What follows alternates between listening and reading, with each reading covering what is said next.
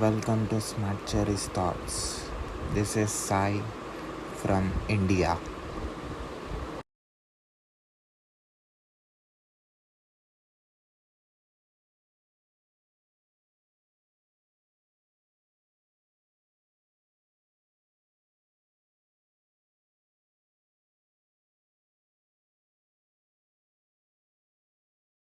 Cool. Yeah. Hi, William. Thought I'd take you outside today. Yeah, it's great.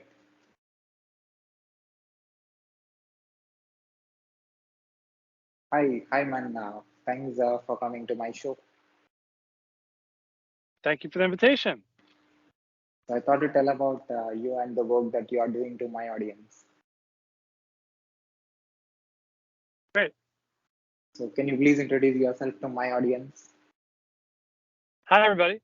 I'm Will Entriken. I've been working on blockchain for about 4 years, and specifically NFT has been the most fun use case. I helped bring this to life. I'm the lead author of ERC 721, which is how NFTs are made. And this has been the inspiration for other NFTs that are out there, but basically ERC 721 is NFTs. And I've been working on implementing this with governments, enterprise, individual artists, explaining what is NFT and basically what is blockchain, because in my perspective, NFT is basically the only important part of blockchain. And how do we use these things to bring forward to the future? So that's me. So you're from? Philadelphia. So checking in from home here with the family outside in beautiful Philadelphia, just outside of that, Pennsylvania, USA. So what made you to start this and understand this and do this? So I have a friend from high school. He also is from this area around Philadelphia, and he started DeFi, decentralized finance. So specifically compound finance. And he brought me into this space, and he said, "There's a lot of opportunity here. You should study. You should look into this. You should learn about DeFi." And then I saw DeFi, and I was very scared. I thought a lot of that stuff is illegal. And he said, "Don't give up. Just keep studying, keep learning, find what's out there." And then I found this opportunity. I found this initiative, which we now call NFT. And I saw it beginning, and I had the vision of what it was going to be. So there's a lot of work to do at that point. And so this is something I had experience with open source projects, bringing programmers together, bringing programmers and communities together, bringing government and companies and communities together. And so I just threw my hat in. And that is to say that, I nominated myself to do a lot of hard work. And that's the beginning. So it was just the inspiration of this project that everybody was working on and how I could contribute. So tell me about the book that you published. So I published this thing called ERC 721, and it's a specification. It's a document. It is a standard. So it explains what it is that is an NFT, and specifically on Ethereum. So you can do NFTs other different ways, but on Ethereum, things that are related to Ethereum like Arbitrum, Tron, Polygon, our Binance chain. These are things that are similar to Ethereum. They're all compatible. So when I say Ethereum, I mean all of these things. And it's a blueprint. So it explains what is an NFT. And just to give a little background here, when we're talking about NFTs, we're talking about maybe a digital artwork or maybe a physical collectible item, or it could be a COVID vaccine, or it could be something in a supply chain. These can all be NFTs. And so this document, ERC 721, published in 2018, explains how do you take a COVID vaccine or a COVID test certificate and encode this in a certain way that other people could use it on Ethereum. So this allows you to create an NFT and then other people to use and validate that NFT.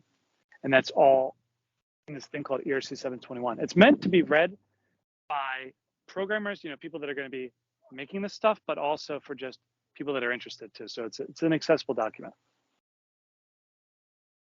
So what is your inspiration to do this? Yeah, so like I said, my friend brought me into this space, and the thing that I saw specifically that I was inspired was CryptoKitties. So I saw CryptoKitties were these pictures of cats that you could trade, And then this is kind of the first use case that was really enlightening a lot of people, myself included, as to what's possible. And so I saw people trading these pictures of cats, but then I realized that the thing that we're trading, whether they're cats or COVID test results or Microsoft X game in-app purchases, it's all the same technology. So the future, the supply chain, the government use cases, these long-term things, intellectual property sales, that was my inspiration from the beginning. And then, everybody else is making pictures of cats, pictures of dogs, pictures of animals, and that's what they're working on. But my inspiration has always been about what this can be 5-10 years out. So how it is made with blockchain? It's easy. So blockchain has these things called smart contracts inside of it. So a smart contract is kind of a program, but the program can't be upgraded, and it does very small things. So ERC 721 explains how to use one of these small programs to track ownership of these tokens. And the tokens are the NFTs. So the T, it's non-fungible token. The T is token. And so that's what NFT stands for. And so these tokens are inside of this smart contract. And then ERC 721 explains how do you do that. And I'll tell you how it works. It's real simple. So it's a ledger. So blockchains are ledgers. So ledgers are just like a book. And then, there's columns of quantities. And so specifically it's tracking for each token ID. So we have serial numbers, we call them IDs. Each token ID has an owner. So token ID 1, owner. ID 2, owner. ID 3, owner. Kind of just the same way you would account for money or account for anything. And that is the accounting. So just one token ID to one owner. That's it. Now we can use this a certain way. We can count them, or we can move them, we can transfer them. But the very basic nugget here is that you've got a bunch of IDs and somebody owns each one. So from when you're working on this? 2018. So the end of 2017, beginning of 2018, that's when I got involved. And then we published this document in June 2018. So that's the official final publication of ERC 721.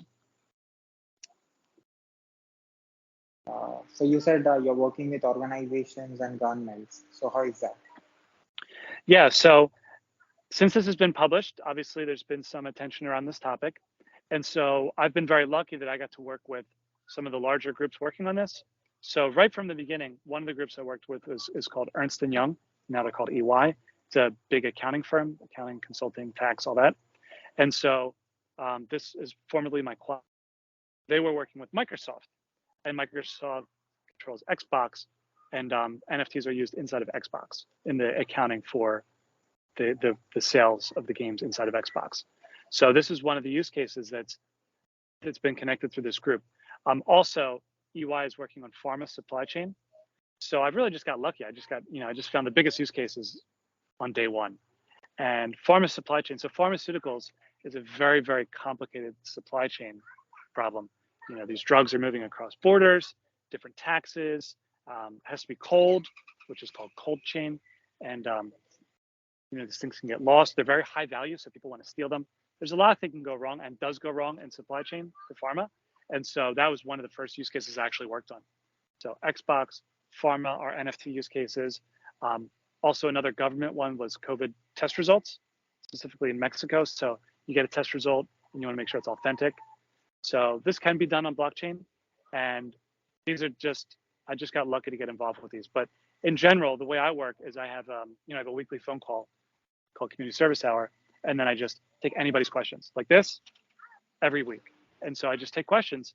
And then as they come, I'm learning too. So as people are inspired with their ideas, I'm saying, how can we do this together? How is it possible that, your idea can be realized through these blockchain, or, a lot of times I tell people not to use blockchain.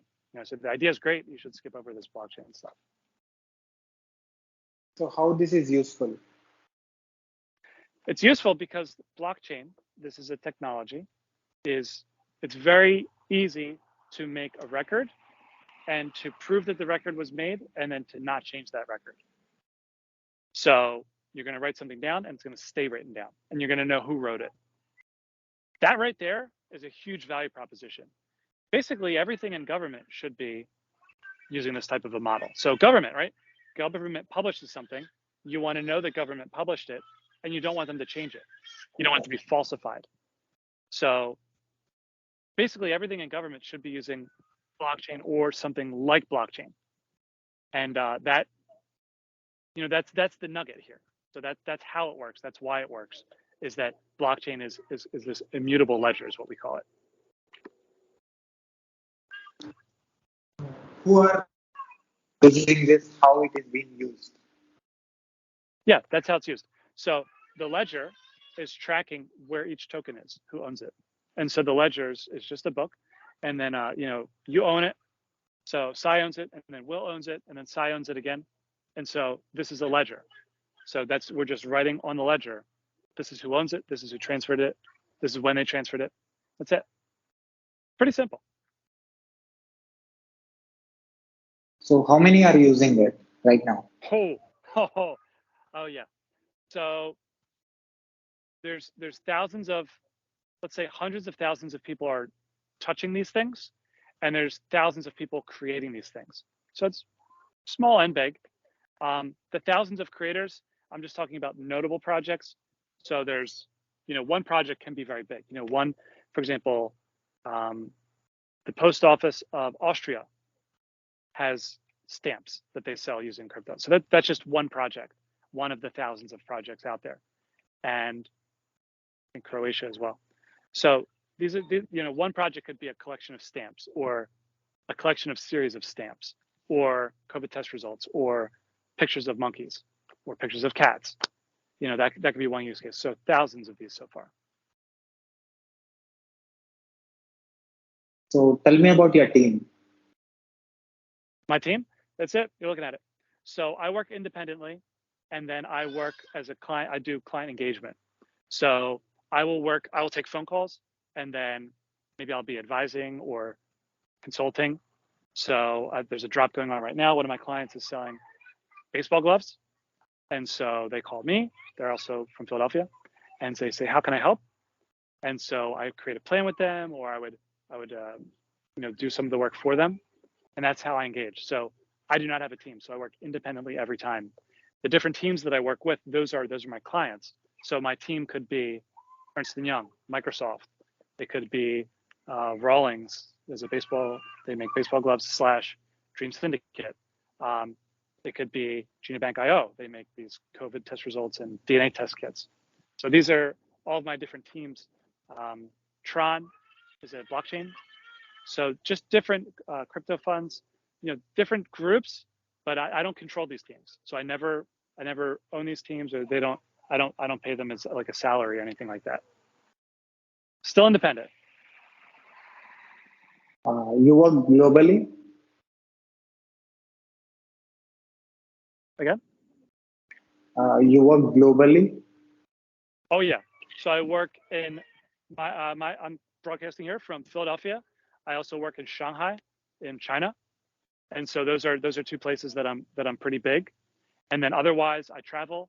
I'll be going to Estonia next month in a few weeks. I just came back from Argentina.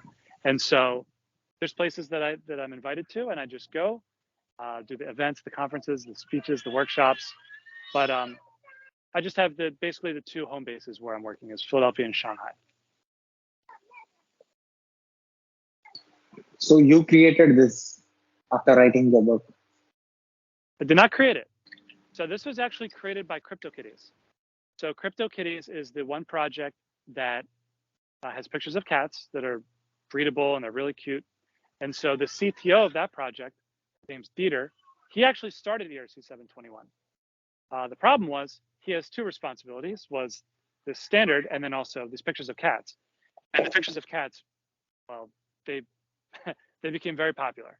And so it required a lot of his attention to work on that. And so this ERC 721 kind of just sat there. So I'm not the creator, but when we published it, my name was at the beginning. So that is a testament to my level of contribution to this project.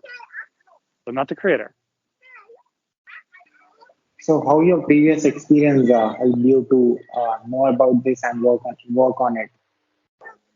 My experience, yes. So a lot of times I'm doing strategy. So just explaining at a very basic level like this to large companies and saying, you know, probably the biggest thing that I do is say no to a lot of people. You know, people will say, "Oh, I want to solve student debt.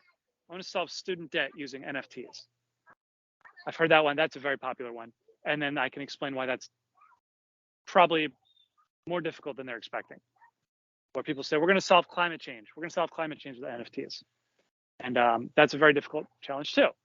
So a lot of times when I hear the idea and I kind of go quickly into it, one of my best statistics is out of my clients, probably 80% of them fire me after the first phone call.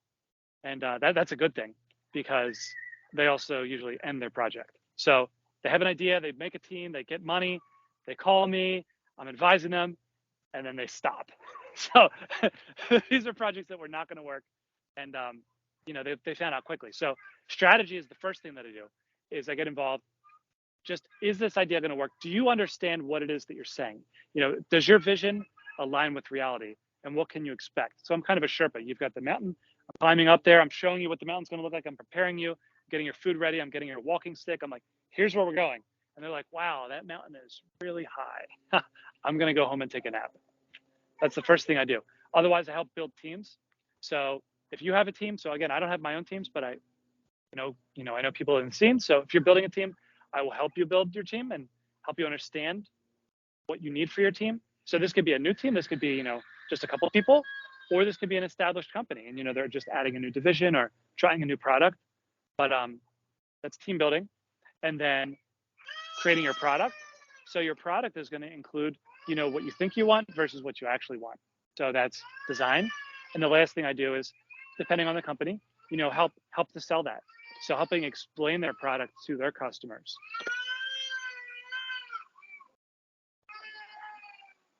So which industries are using this? A lot of industries. So right now we're seeing a lot of artwork. We're seeing a lot of people that are kind of new artists, people that haven't sold a lot of artwork before. So we can call that art. Soon now you're going to see different types of artistic things, and that includes shoes, shirts, movies, playwrights, things that are kind of intellectual property, things that you would see on a lunchbox. Let's put it that way. And these will be established brands that are producing their products. These are coming out now. So this is kind of I'm lumping clothing and artwork as an industry, right? Okay, so that's kind of the second use case. And then right now, actually, supply chain is very big.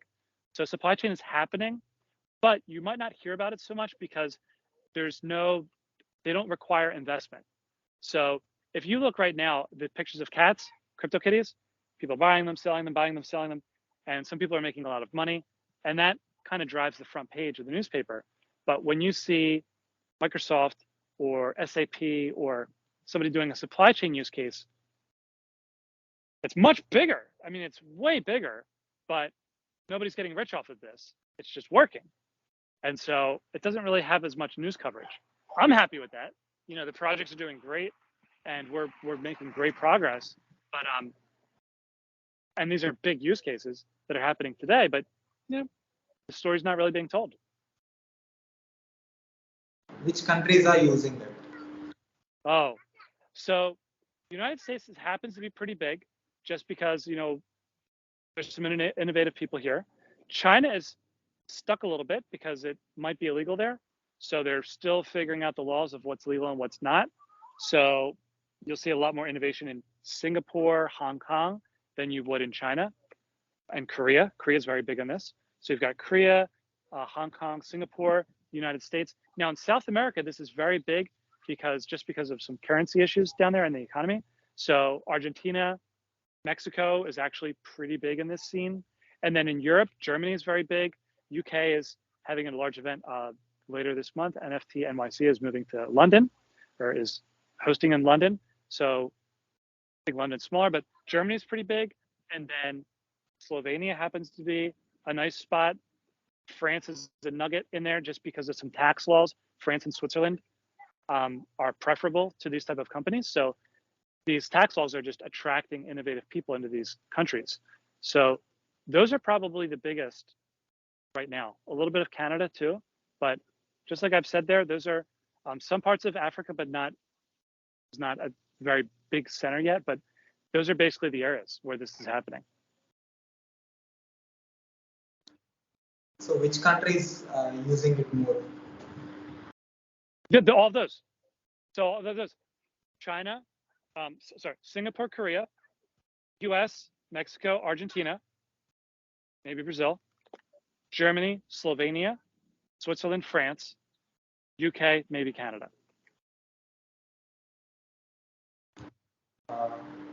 Is this going to be? Is this going to replace the digital currency? No. So NFTs and digital currency are different things. They work together. They can work together.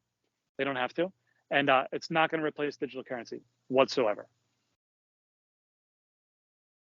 Now, I think digital currency is going to fail on its own for different reasons, but NFT is totally separate from that.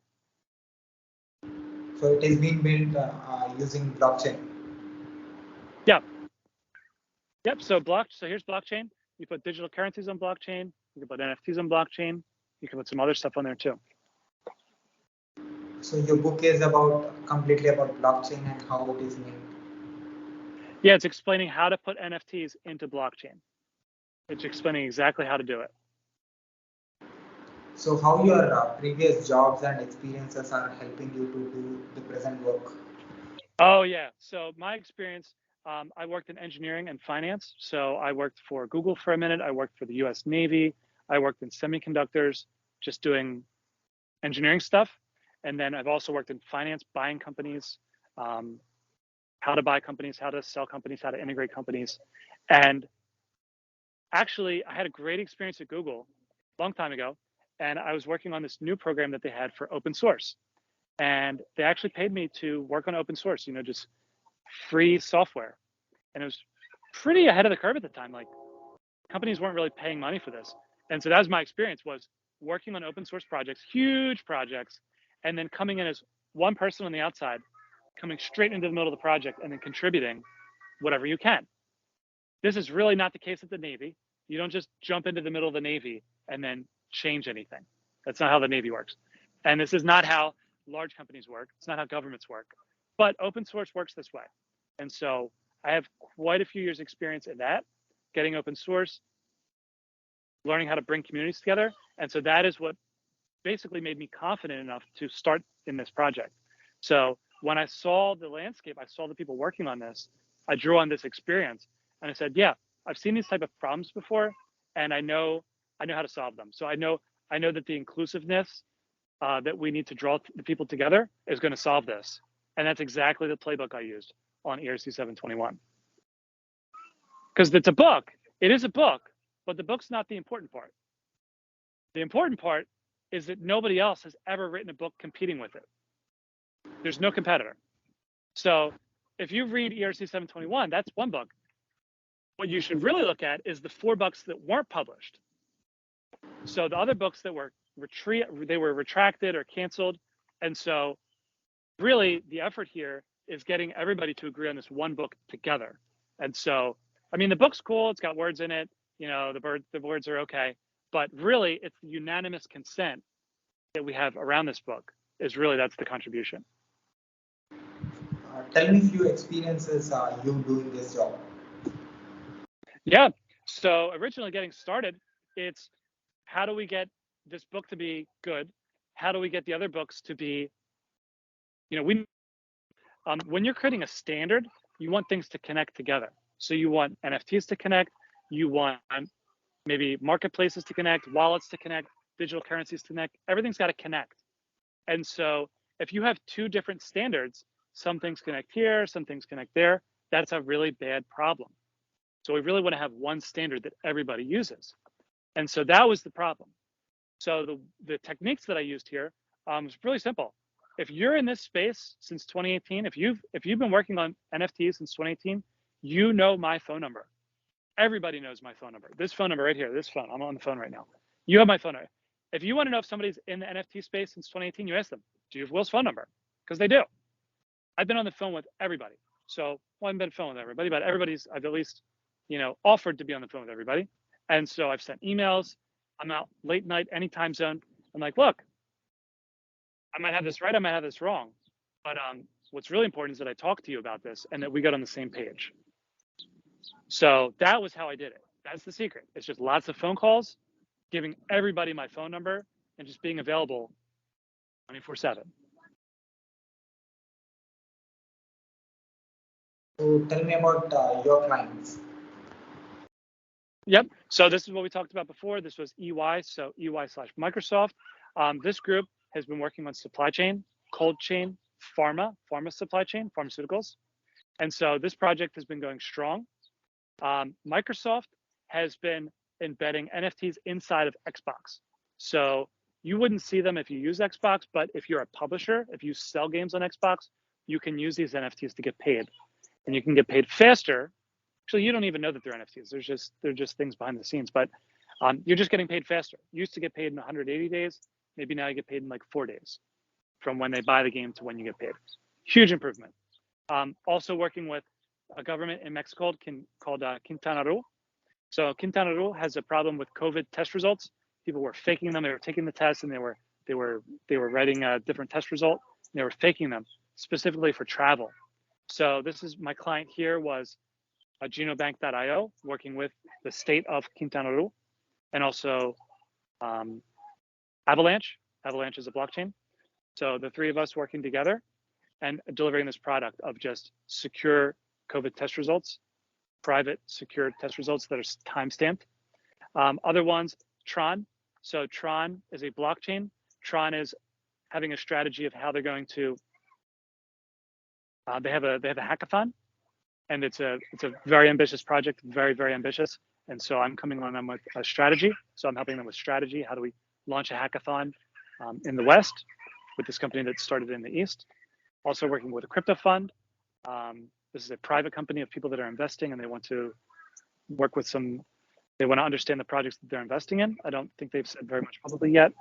And then a latest one I'm working with is Light.art, which is some great artists, just very well-known photographers that just successfully launched a photography collective where they've all sold NFTs of just very successful launch, just sold out right away. That one's called Light.art. And then Rawlings, I said Rawlings and Dream Syndicate is a design studio. They're just launching as we speak. They're selling baseball gloves, so limited edition baseball gloves, numbered, very rare, very good stuff. And this comes right after the baseball all-star game, so good timing on that. And yeah, so clients are doing a great job and just, great success stories. Some things that you can see now, and then some things that are just kind of, they're long-term, they're happening, but you just won't read about them in the newspaper yet. So how to understand this? Understand what? How to understand this? Yeah, so this is these projects that are long-term, like let's say supply chain. Supply chain, to change the supply chain might take 5-10 years to get anybody to implement one of these things. So in order to do that, you're going to have to work with multiple vendors, get them to agree on the same type of technology. It's pretty rough. So the things that have been delivered now have been, right now we have Merck. Merck is a very large pharmaceutical company. So Merck Animal Health is now using in production blockchain NFTs with EY to track the movement of their vaccines. So this proves that they're authentic and tracks the logistics through the supply chain. So just a great thing here. This is done. So this is live. But it gets more exciting, maybe you don't have animals. I think this is for cows and maybe chickens, but the same technology works for human drugs. So it will be more exciting, obviously, when they use the same technology to track human drugs.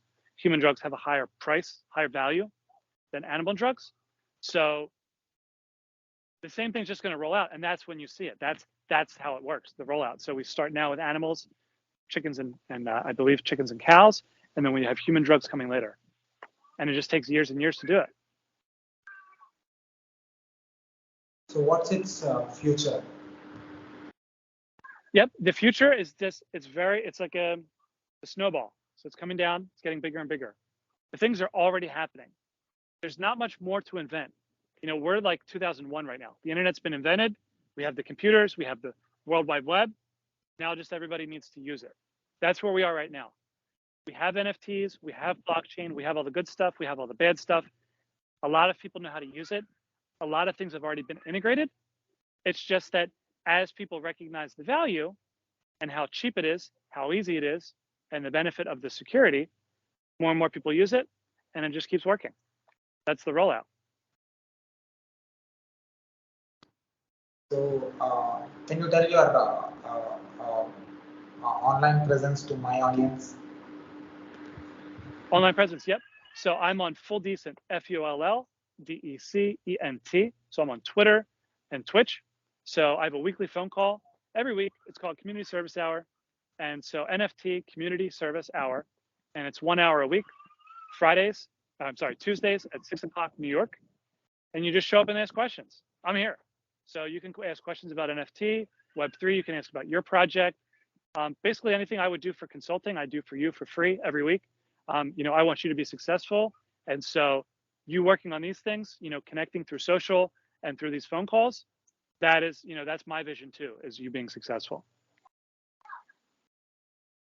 I'll share your web links in the description of this video. Also, I'll put Cool. on the screen as well. People who find our video on YouTube can see it. Awesome.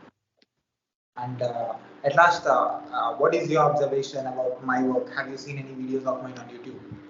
Yep. So I saw your videos. You've got a good job of bringing people out, and I think you're moving in the same direction. So you've got innovation, you've got builders, but I think you're early in the game. So I want to see where you're going with this. So I did masters in software engineering and also bachelor's in computer science and engineering. How talking with experts like you who are into different countries for doing different jobs and giving different services, how this is going to be helpful for me if I work in IT in coming days? Yeah, so I could see that. For you, I was in your position too. I also did computer science, computer engineering, electrical engineering, math for undergrad.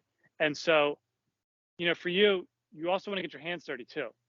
So interviews are a great way to find your direction. I know the series here is about you finding directions and opportunities for you. You also want to have GitHub. You want to have your GitHub lined up. If you're going to be doing technical work, for sure you want to have your profile up. But and I'd love to review your GitHub too. I'd love to review your work and see, the direction you think you're going in. Can I put this video on my YouTube channel with your permission? Absolutely. Can I also put this audio and video clip on my podcast, website, internet, social media, everywhere with your permission? Everywhere, yes. Thanks, William, again for your time and telling about your work and also answering my questions. Thank you. I appreciate the discussion. Yeah, keep going, keep doing what you love. Sounds good. Bye. Thank you. Cheers. Bye.